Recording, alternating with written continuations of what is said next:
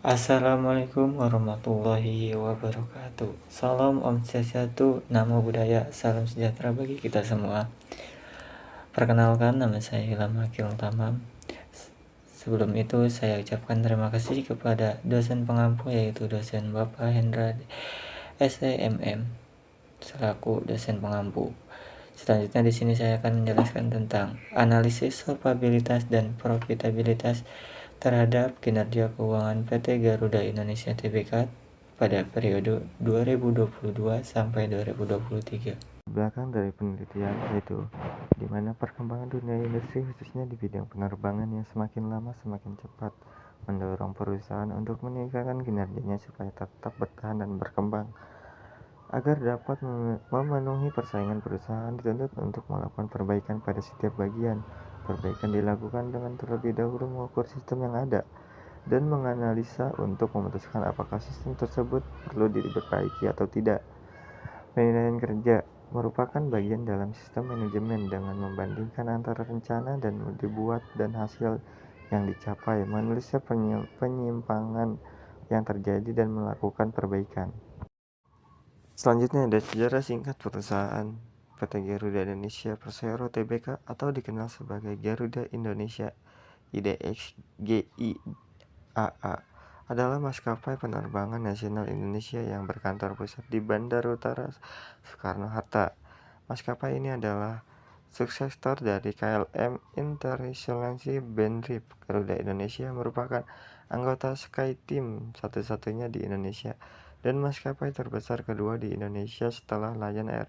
Garuda Indonesia mengoperasikan penerbangan berjadwal ke sejumlah destinasi meliputi benua Asia, Eropa, Australia dari Jakarta, serta fokus maupun kota lain untuk penerbangan haji. Selanjutnya ada rumusan masalah dan tujuan penelitian. Rumusan masalah: bagaimana kinerja keuangan PT Garuda Indonesia Tbk berdasarkan laporan keuangan pada tahun 2022 sampai 2023. Tujuan penelitian untuk mengetahui rasio solvabilitas pada keuangan PT Garuda Indonesia Tbk berdasarkan laporan keuangan pada periode 2022 sampai 2023. Yang kedua ada untuk mengetahui rasio profitabilitas PT Garuda Indonesia Tbk pada periode berdasarkan laporan keuangan pada periode 2022 sampai 2023. Metodologi penelitian. Di dalam penelitian ini digunakan pendekatan deskripsi data yang diperoleh untuk melakukan penelitian ini dengan membaca artikel, jurnal, dan sumber baca lainnya. Kemudian mempelajari materi yang ada di dalamnya merupakan bahan yang berkaitan dengan topik pembahasan peneliti sehingga mendapat data secara teoritis. Ya, pengertian rasio solvabilitas. Rasio solvabilitas menunjukkan kapasitas perusahaan untuk memenuhi kewajiban baik itu jangka pendek maupun jangka panjang. Rasio ini mengukur kemampuan perusahaan untuk memenuhi kewajiban jangka panjangnya. Rasio profitabilitas, di mana rasio profitabilitas merupakan rasio yang mengukur kemampuan perusahaan untuk memperoleh laba. Dengan kata lain, rasio ini mengukur efektivitas pengelolaan manajemen suatu perusahaan. Selanjutnya ada rumus rasio. Rasio solvabilitas menggunakan rasio debt to asset ratio atau DAR, yaitu perbandingan nilai hutang dibagi dengan total aset sendiri, dan debt to equity ratio atau DER, yaitu perbandingan nilai hutang dibagi dengan nilai modal sendiri. Di sini ada gambar, yaitu contoh rumus dari DAR. Total hutang dibagi total aset dikali 100%. Kalau untuk DER, total hutang dibagi total modal dikali 100%. Untuk rasio profitabilitas di sini saya menggunakan return on asset yaitu ROA dan return on to equity atau ROE. Untuk ROA di sini rumusnya laba bersih dibagi total aset dikali 100%. Untuk return to equity atau ROE rumusnya adalah laba bersih dibagi total ekuitas dikali 100%. Selanjutnya adalah perhitungan rasio solvabilitas, yang dimana debt to asset ratio atau DAR ini ada rumusnya. Di tahun 2022 dia mendapatkan DAR-nya itu 124%,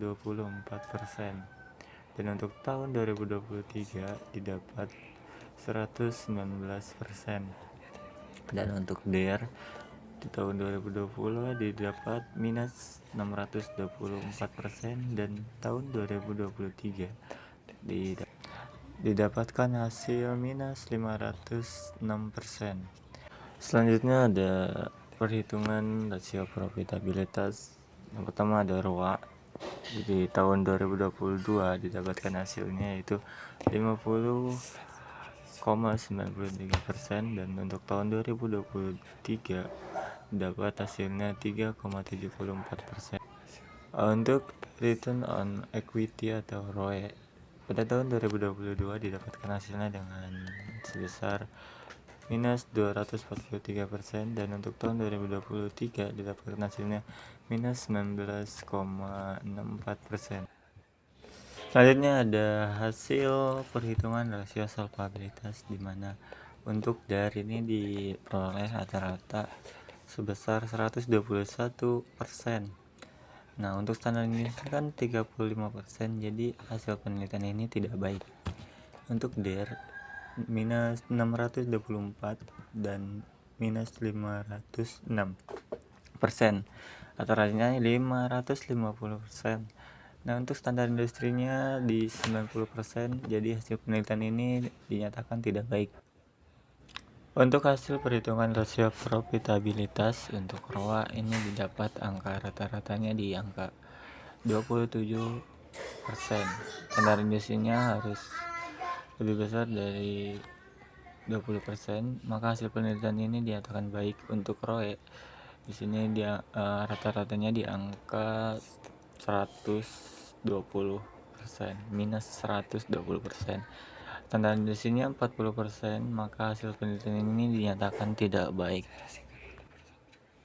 Baik, dapat disimpulkan dari hasil analisis saya kali ini bahwa secara keseluruhan PT Garuda Indonesia Tbk kurang mampu mempertahankan profitabilitas yang tinggi karena menghadapi tantangan global dan efek COVID-19. Namun terdapat ruang untuk perbaikan dalam pengelolaan aset dan ekuitas perusahaan agar dapat lebih optimal dalam menghasilkan laba. Rekomendasi untuk perusahaan adalah untuk lebih fokus pada efisiensi penggunaan aset dan modal agar dapat meningkatkan rasio ROA dan ROE agar sejalan dengan standar industri. Terdapat pada tahun 2022 itu terdapat ROA yang signifikan, tapi itu didapat dari hasil perpindahan aset atau hasil dari gugatan.